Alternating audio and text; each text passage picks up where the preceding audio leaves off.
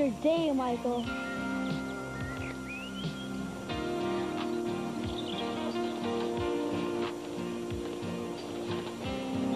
Serves you right for showing off. I wasn't showing off. Trying to jump over those rocks like that. That wasn't showing off. Yes, it was. No, it wasn't. Yes, it was. No, it wasn't. Yes, it was. No, it wasn't. I think we can let it rest now. Yes, it was.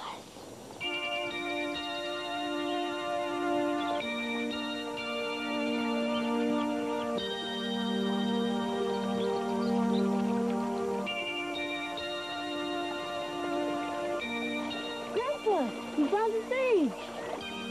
Yes. When we get back to camp, I'll show you how to dry it.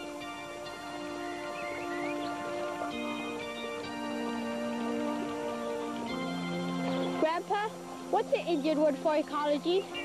Ecology? I'm not sure if there is one, at least not in our language. We were just talking about what we've been learning about ecology in school. You know, like if we pollute the water, we pollute everything that drinks it. And if we pollute the air, we pollute everything that breathes it. They say that everything is connected to everything else. That is true. I guess that's what we're asking. Haven't Indian people always known these things? Yes, we have. We must have a word for ecology. Or how did we learn them? To begin with, Indian people don't look at what you call ecology as a subject that's separate from life. They don't? Not really. They see that the way all living things are connected is actually life itself, so there's no separate word for it. But how did they learn that? Who taught them? Well, you might say that a long, long time ago, the Great Mystery gave all the different people of the earth the wisdom to see the way all things are connected. To our Indian people and all others who live close to our Mother Earth, he gave it through the gift of seeing the many lessons he has put in nature and in the world around us.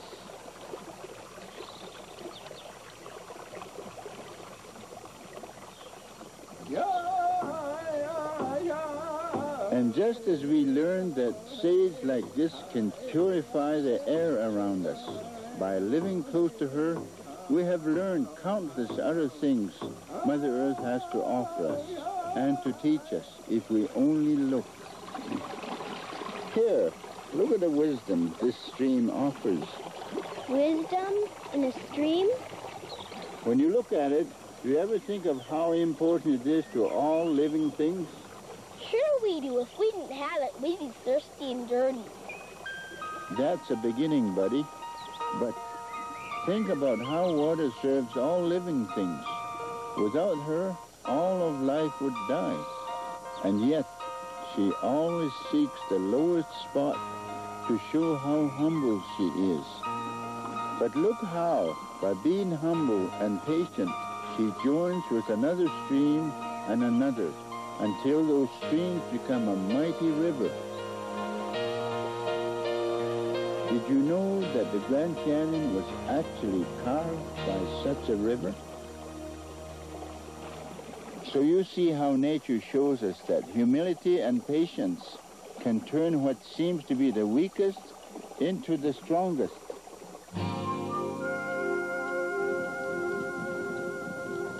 Grandfather, we are all waiting with anxious anticipation for you to share all the wisdom that sustained our proud nation. The story of the Winter Warrior.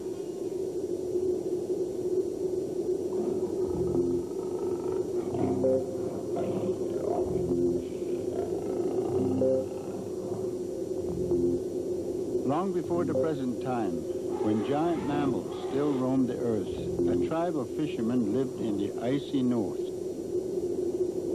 Every summer, the people would go farther north to catch the very best fish. But when summer ended and the old giant north wind came, the people would have to hurry back to the south. One day, Firehawk decided that it was foolish to leave the best fishing place just because of the old north wind. When summer ends, I'm going to stay here and continue fishing. I'm not going to let Old North Wind frighten me away. Please don't do this, Firehawk. Old Man North Wind is a giant, and no one can deal with a giant. I can handle him. He may be a giant, but he's still an old giant, and I've got a feeling he's more of a blowhard than anything else. You'll see, I'll make this place safe for all of us, year-round.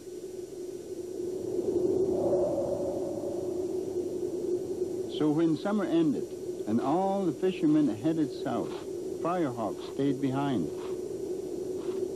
Firehawk built himself a strong lodge and filled it with a huge supply of firewood. Though winter was already upon him, Firehawk was ready. Warm and comfortable, he reached for his drum. The drum was very special. It had been a gift from his grandfather, who had said, "Firehawk, whenever you need strength, play the drum and sing from your heart, and you will be protected."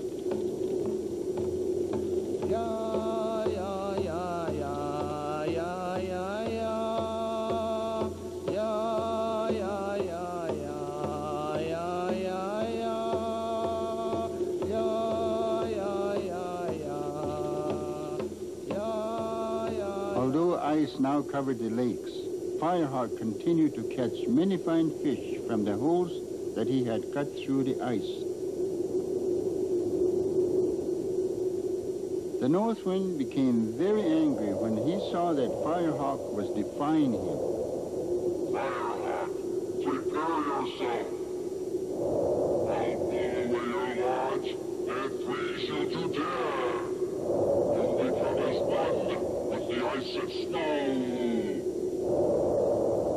But North Wind's icy breath only blew snow up against the lodge, which insulated it even more against the cold. North Wind grew even angrier and began howling down the lodge's smoke hole. Keep it up, old giant. It's been pretty quiet around here since everyone left, and I'm grateful for both your howling song and your boring company.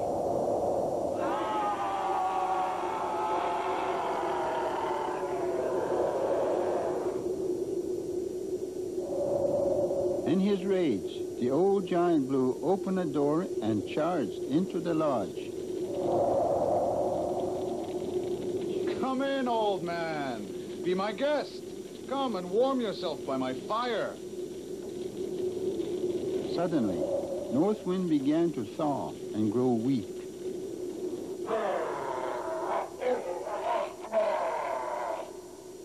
Howling at the top of his lungs, he rushed back outside. You're very brave near your fire, little warrior. But are you brave enough to challenge me out here? Now, Firehawk was brave, but he was no fool. He knew he could never fight North Wind out in the cold without help. The time had come to use his drum. Thank you, Grandfather, for my drum. Now I know we will defeat the North Wind. I accept your challenge. But before Firehawk could even play his drum, North Wind had blown it out of his hand and covered it with ice. Then the old giant attacked Firehawk.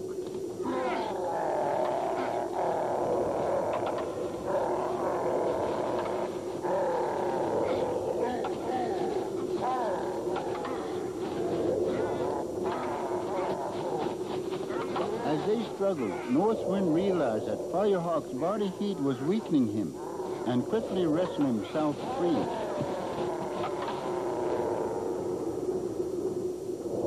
Keeping his distance, North Wind began blowing sheets of ice at Firehawk. But Firehawk was too quick for the tired old giant.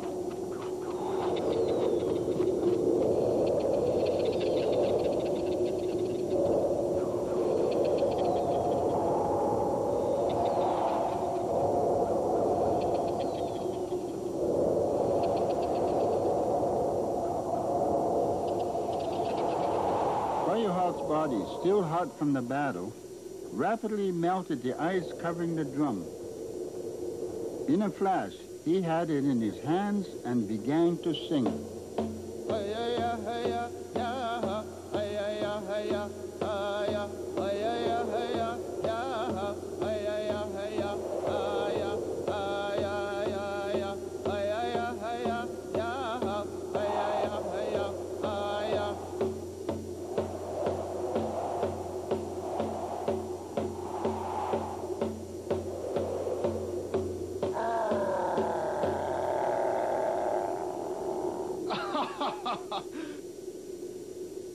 You're very clever, little warrior.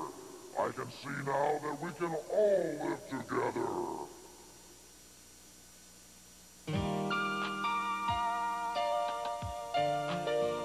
When Firehawk went south to get them, his people could hardly believe that Firehawk had defeated the North Wind. But when a few of them traveled back with him, they saw that although it was still winter, old giant North Wind was gone. And it wasn't long before they all returned to stay.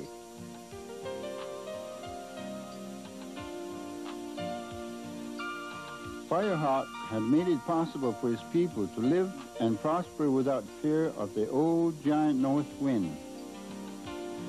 Firehawk's patience, cheerfulness, and courage was able to change the ways of even the old North Wind.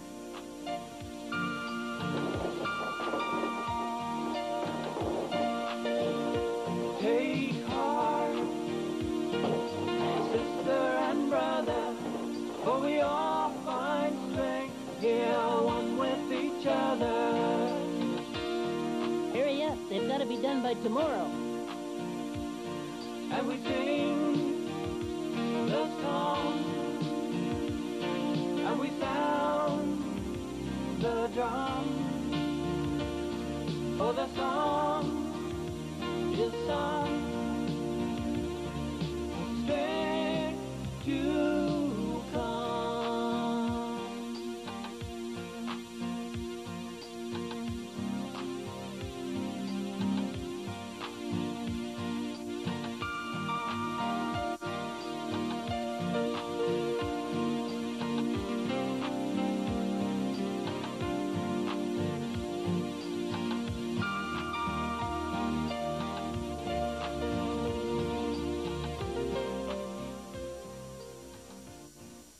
Major funding for this program has been provided by a grant from the Corporation for Public Broadcasting, with additional funding from the National Native Alcohol and Drug Abuse Program, Health and Welfare Canada, the Four Worlds Development Project, and the Alexander Indian Band School.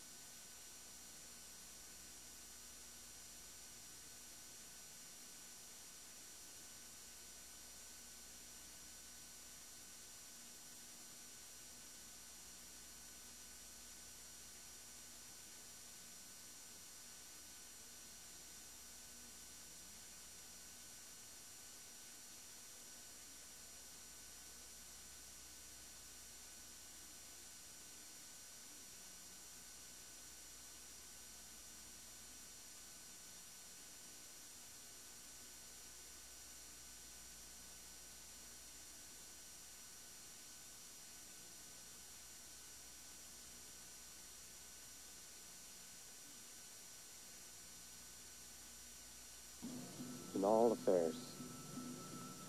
Brothers, receive these strings of wampum as evidence of his pledge.